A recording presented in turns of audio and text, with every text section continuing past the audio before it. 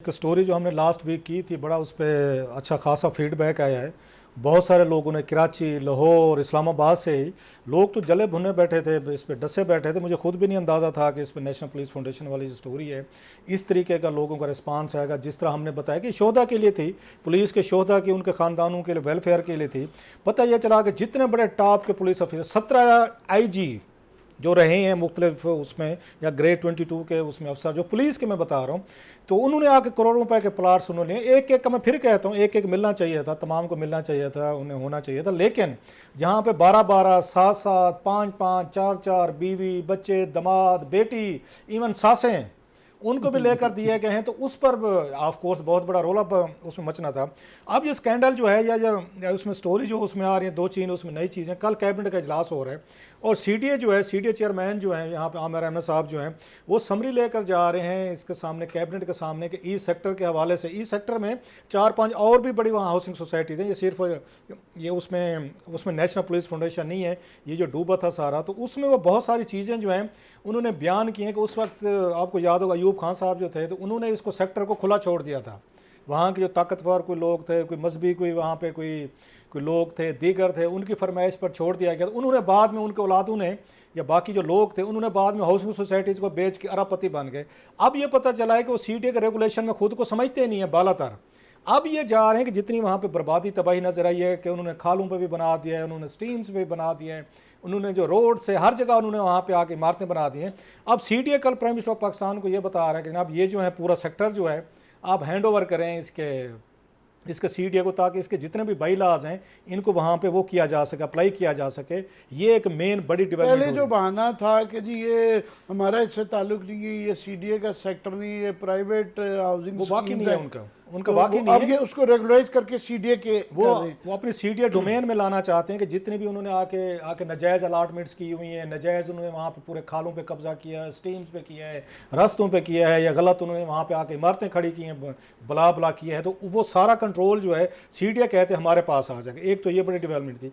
अब इसमें एक आके नई चीज़ निकली आमिर साहब, कि ये जो हमने डॉक्यूमेंट्स आपको दिखाए थे, कि अब जो उसमें हमारे प्रोड्यूसर जो राना साहब है, राना साहब ये हो गया अशरफ साहब, कि मैंने इनके ज़िम्मे लगाया, मैंने कहा जनाब ये ज़रा चेक करें, ये जो इतने इतने प्लाट्स इन्होंने लिए हैं, इन्होंने वो आप कैसे नॉमिनल उस वक्त प्राइस पे दिया गया था इनको, आज की इनकी कमर्शियल वैल्यूज़ जो है वो कितनी बनती है। मैं फिर कहता हूँ एक प्लाट इनको मिलना चाहिए था जिन्होंने लिए हैं।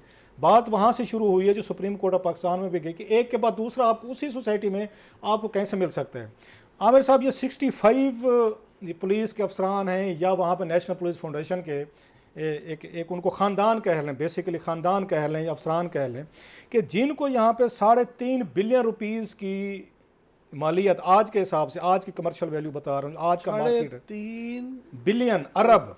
ये सिर्फ 65 जो लोग हैं, या 65 घराने कह दें, जो फैमिलीज़ कह लें, वो अपने आप को प्लाट अलाट करवा के 3.5 बिलियन रुपीज़ के उन्होंने प्लाट्स लिए हैं। और एक एक घर की हमने बैठ के मार्केट से वो भी करवाई है कि जनाब इस वक्त मार्केट का रेट जो है कितना कितना एक एक पुलिस अफसर ने या नेशनल फाउंडेशन जो है, अगर इनके अहलकारों ने कितना एक एक ये बंदे के घर पे कितने पैसे गए हैं। यहाँ पे साबिक IG अब्दुल कादिर साहब थे, उनके और उनकी फैमिली के नाम पर उन्होंने 10 करोड़ रुपए के प्लाट्स उनके पास गए सर। एक और यहाँ पे साबिक IG थे अब्दुल रज़ाक साहब, उनकी फैमिली और अपने नाम पे उन्होंने 2 लिए, उनके 10 करोड़ के गए। अच्छा, साबिक IG अफजल शिकरी साहब, आवर डार्लिंग फेवरेट, तो उन्होंने जनाब यहाँ 4 प्लाट्स लिए और उसकी मलियत जो बताई जा रही है 18 करोड़ रुपए, 18 करोड़ रुपए के वो लेकर गए हैं सर। इसके बाद साबिक IG इफ्तिखार रशीद साहब हैं, उन्होंने 10 करोड़ रुपए के लिए सर, जो आज का रेट है। इसके बाद साबिक IG रफ़ीक हैदर साहब हैं, उन्होंने 10 करोड़ रुपए के उनके लिए हैं सर। इसके बाद साबिक IG राना अल्ताफ़ मजीद साहब हैं, उनको 10 करोड़ रुपये आज की मलियत से प्लाट्स लिए। साबिक IG आपके सैयद असद मुहिब, उन्होंने जनाब 2 लिए, 10 करोड़ रुपए के उनको मिले सर। इसके बाद सैयद यहाँ पे IG बहराम तारिक थे सर, 10 करोड़ रुपए की मलियत के इन्होंने लिए। साबिक IG वजाहत लतीफ़ ने 10 करोड़ रुपए के। इसके बाद साबिक IG इसरार अहमद साहब 15 करोड़ रुपए के 3 प्लाट्स लिए सर। इसके बाद साबिक IG यहाँ पे मोहम्मद नवाज़ मलिक साहब थे, 20 करोड़ रुपए जो बनते हैं, उन्होंने 4 प्लाट्स उन्होंने लिए सर। इसको साबिक IG यहाँ पे थे, उनका नाम था M मोहसन, उन्होंने 4 लिए 20 करोड़ के सर। एक साबिक IG हाफिज़ SD जाफरी साहब थे, 15 करोड़ रुपए के वो प्लाट सर लेके गए। ये आज का रेट मैं बता रहा हूँ आपको। इसके बाद साबिक IG मोहम्मद अमीन साहब, इन्होंने 6 प्लाट लिए सर, इन्होंने 6 प्लाट जो 30 करोड़ रुपए के बनते हैं, इन्होंने खुद भी लिया, बीवी को भी दिया, बेटी को भी दिया, बेटे को भी दिया, इन्होंने दामाद को भी लेकर दिया, और अपनी दामाद के जो थे तो उनकी आके माँ को या बेटी की सास को भी लेके दिया। अमीन साहब इस मामले में बड़े वो रहे हैं, जनरस रहे हैं माशाल्लाह। उन्होंने जनाब आके यहाँ पे लिए, उन्होंने 30 करोड़ रुपए एक घर में गए हैं। इसको साबिक डीएजी लाइक साहब थे, उन्होंने 13 करोड़ रुपए के 4 प्लाट्स उनको गए। इसके बाद एक और आईजी थे उस वक्त, डीएजी थे सिकंदर हयात, उन्होंने अपनी फैमिली के नाम पर 24 करोड़ रुपए के वो प्लाट ले गए सर। एक और यहाँ पे आईजी साहब थे सलमान आजम तैमूरी साहब, इन्होंने 9 करोड़ रुपए के 3 प्लाट्स इनको दिए गए सर, जो आज की प्राइस है। शौकत अजीज़ साहब वो 15 करोड़ रुपए के जनाब हमारे वज़ीर आज़म साहब जो हैं, तो वो भी इसमें से अपना हाथ जाते हुए धो के गए हैं गंगा में से। उन्होंने 3 प्लाट्स लिए थे और आज की मार्केट कीमत जो है 15 करोड़ है सर। ऐसे साबिक additional director police foundation Abdul Hanan, उन्होंने अपने और अपनी फैमिली के नाम पे सर 7 प्लाट लिए। ये नेशनल पुलिस फाउंडेशन के डायरेक्टर थे एडिशनल, और 30 करोड़ रुपए मलियत के लेके गए। साबिक डिप्टी डायरेक्टर पुलिस फाउंडेशन खुदा बख्श, इन्होंने 12 प्लाट लिया सर एक बंदे ने, ये नेशनल पुलिस फाउंडेशन का बता रहा हूँ, और 50 करोड़ रुपये एक बंदा लेके गया सर, जो आज का रेट बनता है सर। एक साइट इंजीनियर थे मोहम्मद जबान, इन्होंने 3 प्लाट्स लिए और इन्होंने बैठ कर अच्छे खासे यहाँ पे इन्होंने, इनका बनता है सर 9 करोड़ रुपए के इनके बने आमिर साहब। इस बार साहब ये साबिक सेशन जज से, उनका नाम अफजल साहब, 10 करोड़ के जनाब ये 2 प्लाट्स ले गए। वजारत खारजा के थे 10 करोड़ रुपए के उन्होंने प्लाट लिए। एक क्लर्क थे नेशनल इस फाउंडेशन के जनाब, उन्होंने 7 करोड़ के मलियत के लिए। अब्दुल हनान साहब, सॉरी अब्दुल मजीद खान साहब, नेशनल पुलिस फाउंडेशन के, उन्होंने 10 करोड़ रुपए की मलियत के लिए सर। इसका लेफ्टिनेंट ये कर्नल अफजल राना साहब, ये 10 करोड़ रुपए के इन्होंने लिए। एक ब्रिगेडियर जहीर वहीद भट्ट साहब थे, उन्होंने भी 9 करोड़ रुपए के उनको 2 दिए। ये एक एक घर में इतना इतना पैसा किया। और लास्टली मज़े की बात बताऊं, 5 ऐसे लोग भी थे हमारे साथ जिनको 100 रुपए के प्लाट दिए गए, 100 रुपए के एवज, और 50 करोड़ रुपया बनता है जो उनको प्लाट, जो 100 रुपए के प्लाट टोकन मनी पे, मतलब 500 रुपए उन्होंने अदा किए, और उन प्लाट्स की कीमत आज जो है ना सर वो 50 करोड़ रुपए है। ये वो चीज़ आपको बताने, और ये शोहदा के लिए थे, मैं फिर बता रहा हूँ, पुलिस के शोहदा के लिए फाउंडेशन बनाई ऐसे जैसे उन्हीं के लिए थी आर्मी वेलफेयर ट्रस्ट है या फाउंडेशन इसलिए बनाई जाती है कि फलाह के लिए, और ख़ासतौर पे फोर्सेस के अंदर वो शोहदा के लिए। और मुझे बताया गया है कि बहुत सारे यहाँ पे, मैं उन पे काम कर रहा हूँ, बहुत लेकर आऊँगा, कि ये जो बैठे हुए हैं यहाँ पे, इसमें हमारे आगे इंटीरियर मिनिस्ट्री में सेक्रेटरीज लगते रहे हैं, क्योंकि बेसिकली बोर्ड के ये सरबराह होते हैं।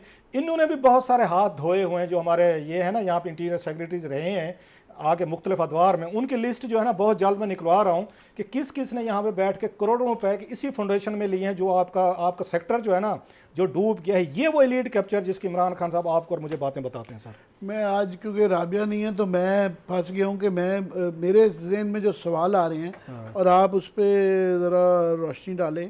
एक तो ये कि ये देखना है कि ये जो जा चुके हैं प्लॉट, मुझे जो याद पड़ता है कि इस पर काफ़ी सुप्रीम कोर्ट में भी बहस होती रही। पहले एक प्लॉट होता था कि 22वें ग्रेड पे सारी उम्र ज़िंदगी करने के बाद वो कहते थे जी एक प्लॉट की इंटाइटलमेंट है। बाद में उन्होंने कह दिया था कि अगर 22वां ग्रेड मिल जाए तो 2 प्लॉट की इंटाइटलमेंट है। शौकत अजीज़ ने किया।